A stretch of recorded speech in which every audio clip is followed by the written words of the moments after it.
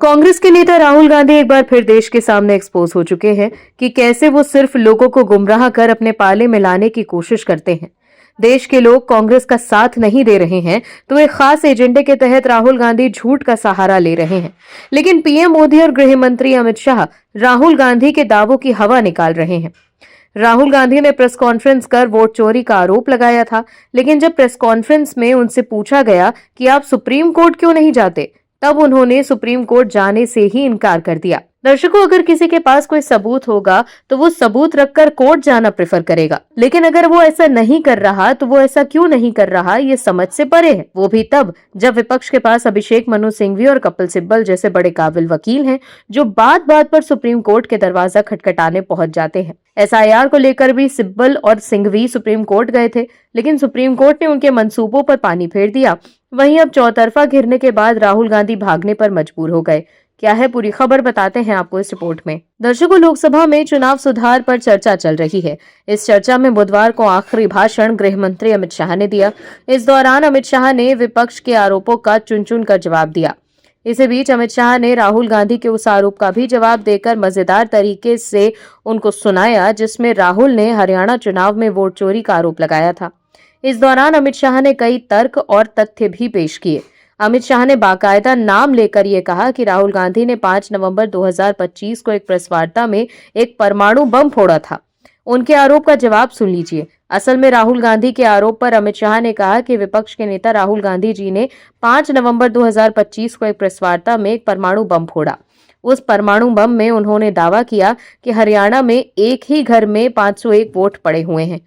चुनाव आयोग ने क्लियर किया कि हाउस नंबर 265 कोई छोटा मकान नहीं है, बल्कि 1 एकड़ के पुश्तैनी प्लॉट पर बने कई परिवारों का एक संयुक्त आवास है। लेकिन हर परिवार को अलग अलग घर नंबर नहीं दिए गए हैं, इसीलिए उनका हाउस नंबर 265 ही लिखा है और उनमें से एक परिवार की 2-3 पीढ़ियां साथ रहती हैं। अमित शाह ने आगे कहा कि जब हरियाणा में कांग्रेस की सरकार चुनी गई तब ये नंबर ऐसा ही चल रहा था। ये ना तो फर्जी घर है, ना ही फर्जी वोटर हैं। उस परमाणु बम में राहुल गांधी ने दावा किया कि हरियाणा में एक ही घर में 501 वोट पड़े हुए हैं। अमित शाह ने यह भी कहा कि जबकि सच्चाई यह है मान्यवर कि हाउस नंबर 265 कोई छोटा मकान नहीं है। इसके बाद अमित शाह ने जैसे ही ये कहा कि एसआईआर का सिर्फ एक ही मकसद है घुसपैठियों को बाहर करना, कांग्रेस और विपक्ष का एक ही मकसद है कि घुसपैठियों को वोटर बनाना, जबकि हम उन्हें बाहर करना चाहते हैं। इतना सुनते ही विपक्ष की तरफ से जोर शोर से हल्लेबाजी शुरू हो गई और उन्होंने वॉकआउट कर दिया। अमित शाह ने विपक्ष के कई आरोपों का जमकर जवाब दिया, जिसके बाद अब बीजेपी के लोग कह रहे हैं कि विपक्ष के पास कहने के लिए कुछ है ही नहीं और अब वो खुद वोट चोरी और एसआईआर पर घिर गए हैं तो सदन से भाग खड़े हो रहे हैं। दर्शकों, विपक्ष एक बार फिर देश के सामने एक्सपोज हो चुका है कि कैसे विपक्ष के पास सिर्फ सियासी आरोप हैं और कुछ भी नहीं।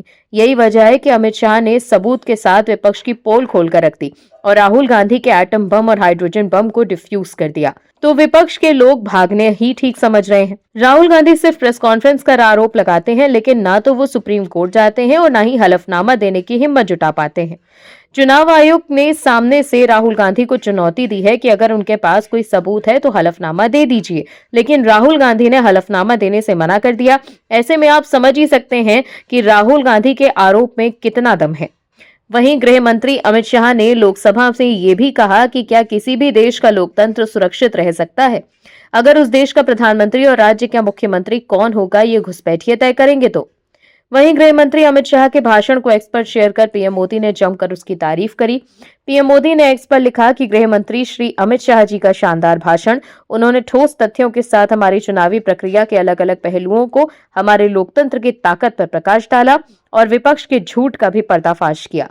कुल मिलाकर देखें तो वोट चोरी और एसआईआर पर लोकसभा में चर्चा के दौरान भागकर विपक्ष ने खुद ही अपनी भद पटवा ली है और उनके आरोपों में कोई दम नहीं, ये भी साबित हो गया, क्योंकि भागते वही हैं जिनके पास कहने के लिए कुछ नहीं होता।